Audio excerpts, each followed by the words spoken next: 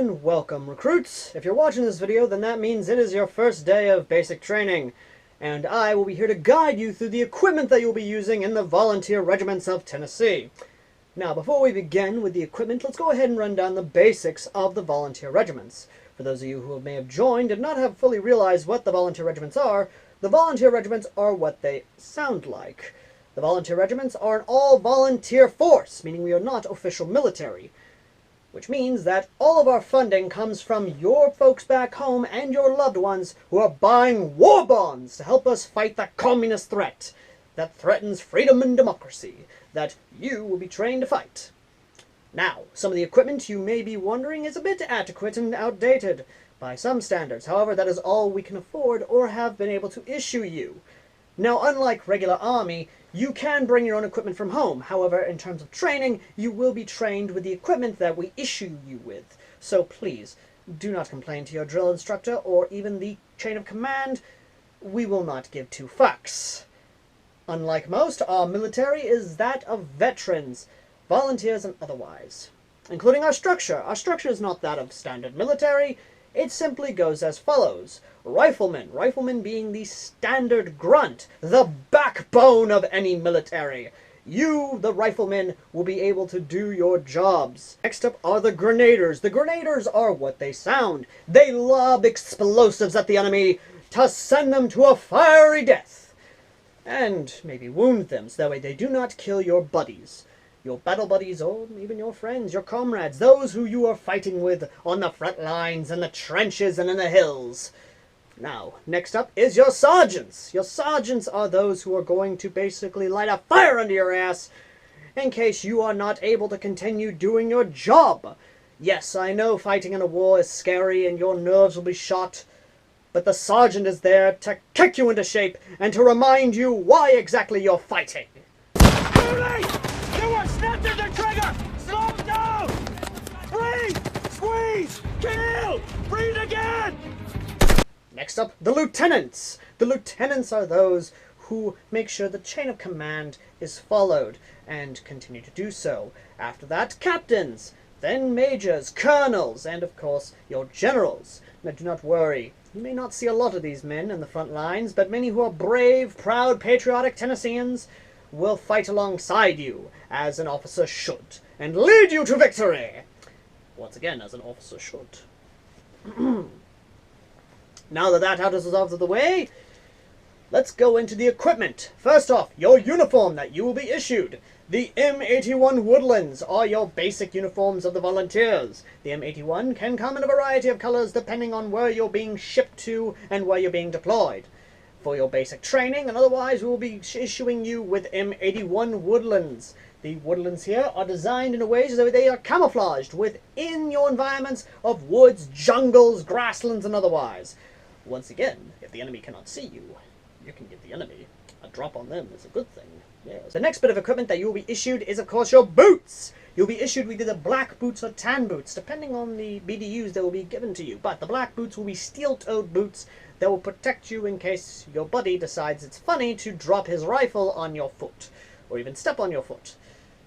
To you trainees who think it's hilarious, we do not think so. But you are welcome to do what you can in your off time, but during duty hours, please be respectful to one another, and please do show that the volunteer regiments are that of good, wholesome men and women who fight for freedom and democracy. Next up is your vest, or at least the equipment that will be carrying your ammo, your supplies, and otherwise. The first bit of kit that you may be issued is, of course, your vest. This is a standard plate carrier that many forces will be working with. It is equipped with the Molly system, so that way you may carry as much ammunition, as much supplies, your bayonet, your sidearm, your canteen, your hydration pouch, everything you bloody well need. Next up is, of course, your flashlight. The flashlight is an important tool for everyone. This is very important in the nighttime, in case you need to spot your map, or make sure to light your way to the latrine in case you have to. Then, of course, there's the utility pouch, which is very much so good, is very nice. It will fit extra magazines, your compass, your knife, your utility knife, basically everything you need. Now, there is a lot of Velcro in the admin pouch here, or at least the administration pouch, which will have your identification papers, your ID, your maps, everything of that nature, and of course first aid kits and all that. Now, able to be issued with a plate carrier. We're not going to throw you out to the wolves yet. Next up will be the standard flak jacket. Now do not worry, this is a standard interceptor. It does once again have molly everywhere and will have that nice bit of Kevlar and steel that will protect you from those communist bullets. Although I cannot tell you if it does work or not. However, should there be ill-equipment, or at least shortage of bulletproof vest or even plate carriers, do not worry, you will also be issued with the LBV. The LBV is the load-bearing vest. The load-bearing vest is a very nice, comfortable vest that will house not only 6 magazines, but also has little straps on the bottom for the Alice belt. Yes, the Alice belt, which can hold more magazine pouches, your canteen, your butt pack, the butt pack being your much more extra pack in the rear, and your first aid kit. Once again, we're not going to throw you to the wolves without at least something to keep you alive.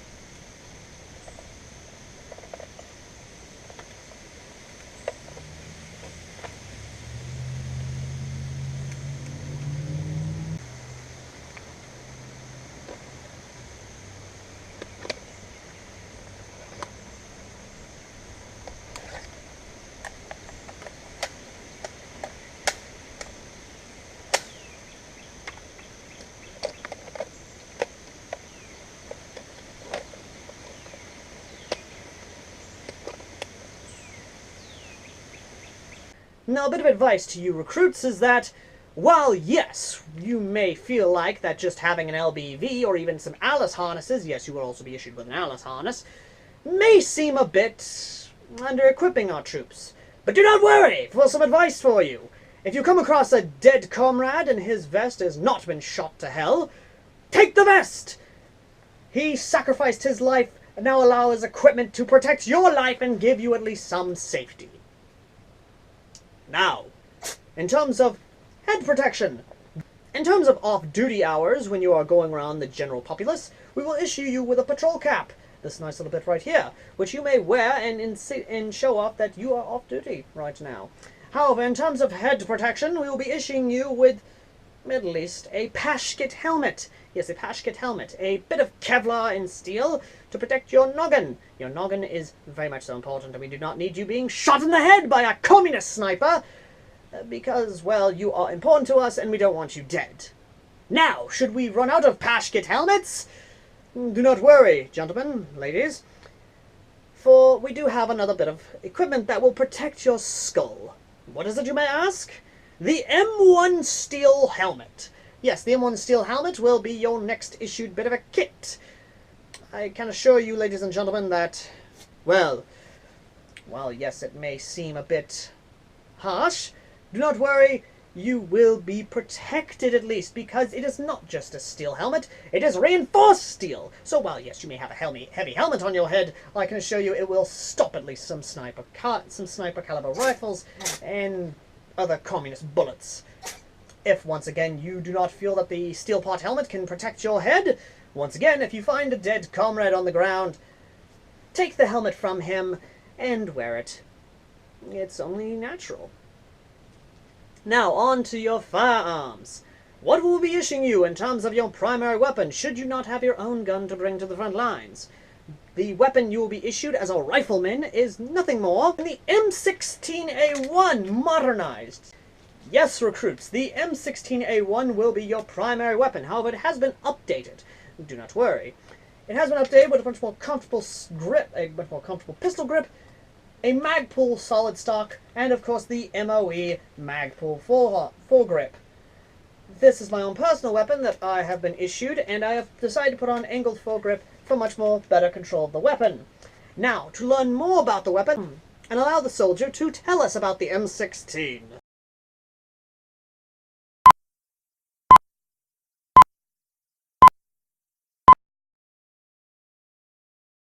This new rifle is designated the XM-16E1. The XM16E1 is a 5.56 millimeter or caliber .223 shoulder weapon. It is magazine-fed, gas-operated, and air-cooled. The magazine capacity is 20 rounds. By closing the bolt and turning the selector lever to semi, the rifle will fire semi-automatically.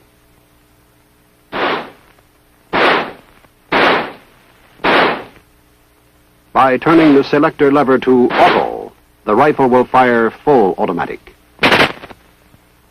The cyclic rate of fire is 700 to 800 rounds per minute, with a muzzle velocity of approximately 3,150 feet per second. The maximum effective range is 460 meters. The weapon's most distinguishing characteristic is its light weight. When fully loaded with 20 rounds, this weapon weighs less than 8 pounds.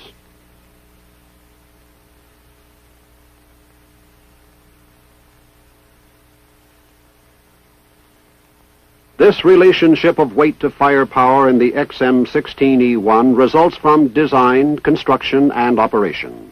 One of its principal features is straight line construction. The straight line extends through the stock, bolt carrier group, chamber, and barrel. This design substantially reduces rifle climb during firing.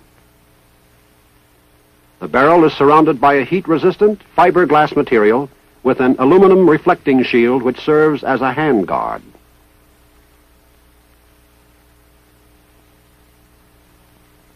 Vents along the upper and lower surfaces of the handguard allow for circulation of air around the barrel.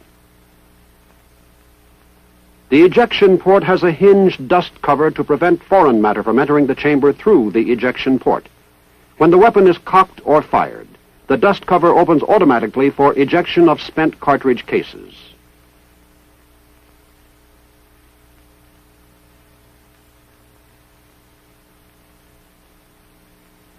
The carrying handle is an integrated part of the receiver. Due to the straight-line construction of this weapon, raised sights are necessary. The rear sight is located on the rear of the carrying handle and is protected by the raised sides of the handle. Additional designs can be seen in this view. One of these is the gas operating system.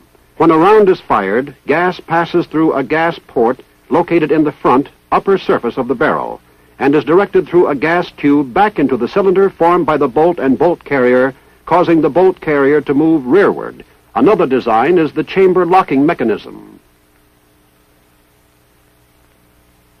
Lugs on the bolt lock the bolt directly to the barrel, thereby eliminating the need for the heavy receiver normally required to lock the bolt behind the cartridge.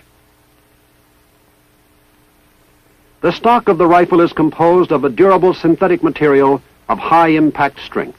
It contains the recoil mechanism consisting of the action spring guide and action spring.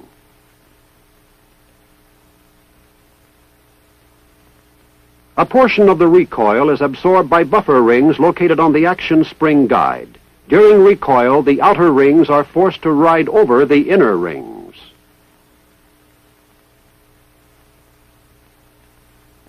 A special feature of the XM16E1 rifle is the forward assist assembly. This permits the rifleman to seat the bolt manually in event it fails to do so automatically. The principal distinctive features of the weapon have been described. Before learning how it functions, we will see how it is used. Using the weapon consists of 3 functions: loading, firing, and unloading. To load the magazine, remove the empty magazine by pressing the magazine release button located above and forward of the trigger guard. Place a round on top of the magazine follower, nose toward the smooth face of the magazine, and press down. Repeat until 20 rounds have been inserted. Before loading the weapon, place the safety selector lever on safe. With the weapon on safe, insert the loaded magazine into the magazine feedway and push up. A click will be heard when the magazine is properly seated. To release the bolt and chamber the round, pull the charging handle fully to the rear and release, or press the bolt catch. The forward movement of the bolt strips around from the magazine and chambers it. To fire semi-automatically, turn the selector lever to the semi position. The rifle will then fire around each time the trigger is pressed. To fire automatically, turn the selector lever to the auto position. The rifle will continue to fire automatically as long as the trigger is pressed to the rear or until the magazine is empty. To unload the weapon, first place the selector lever on safe. Remove the magazine by pressing the magazine release button. Remember, the rifle is clear only when the bolt is to the rear. There is no round in the chamber, the magazine is removed, and the selector lever is on safe. Although the configuration of the XM16E1 is distinctive, its cycle of operation and functioning are similar to other military rifles with automatic capabilities. Now, do not worry, recruits. I'm here to tell you that should there be an issue in the field, you will be issued with a cleaning rod. Or at least hopefully you'll bring your own cleaning rod. Now, should your weapon be jammed, here's what you're supposed to do. You are to release the magazine. You are then to take your unjamming rod, take the rifle, put it down, and immediately ram the jamming rod down the barrel until the obstruction has been removed. Then, load the magazine, crack the bolt, push the bolt forward, flip it to the fire selecting mode that you wish, be it semi-auto or full auto, shoulder the weapon with your arm tucked in, and immediately send rounds down range. Now, let's hope you can remember that, shall we? The next bit of kit that will be issued with your sidearm is the M12 holster. The M12 holster is actually rather nice and will in fact work for you. Do not believe the rumors of it being a suicide holster. That is purely communist propaganda, I can assure you. Now, the way the holster works is as shown right here.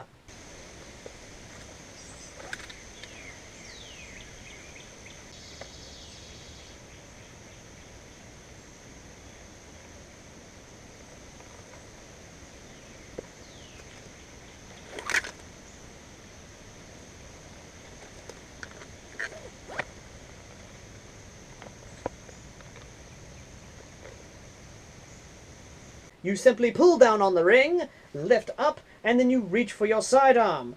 This is essentially what you are to do. It will also fit a variety of handguns should you not wish to take the 1911, I don't know why you wouldn't, and immediately pull it out and use it should your primary weapon fail or should you not have time to reload your primary weapon.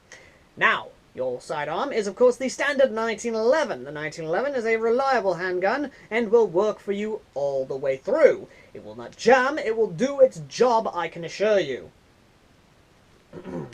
Now, recruits, something else very important that I must tell you is, of course, your eye protection. Your eyes are important to us, and out in the field you may find debris and otherwise that may get into your eyes.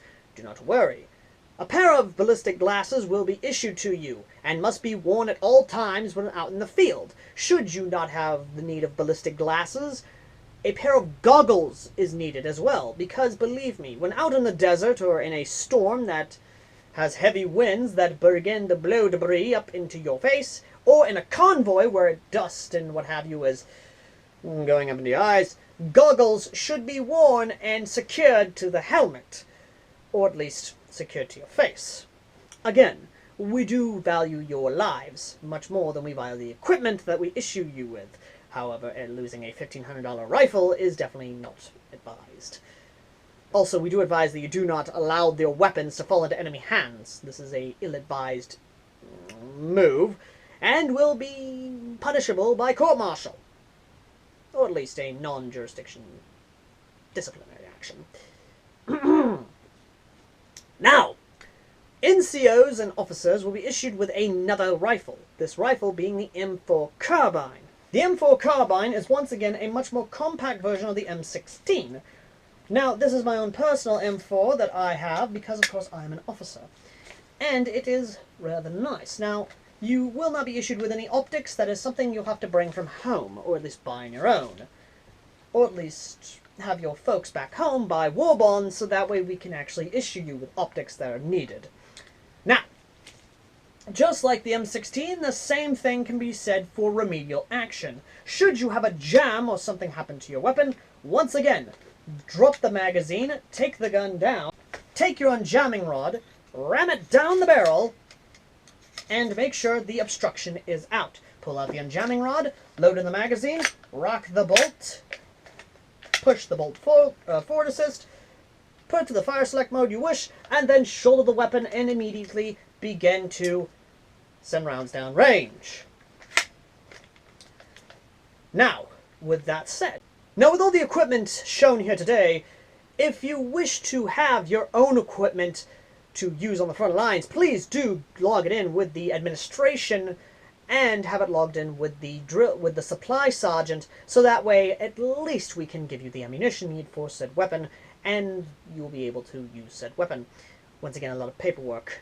Granted, the paperwork is the backbone of any army, so do not worry, we will accommodate to you. However, for those of you who will be issued with the weapons, understand now these weapons are your lovers, your wives, your husbands, your daughters, essentially the weapon you will need.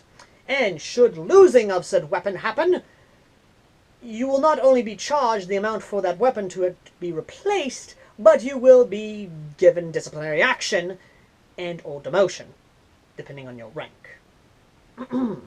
Anyway, I hope this introduction and video has been helpful for you, recruits, and welcome to the Volunteer Regiments of Tennessee, and to all you future soldiers, fight on!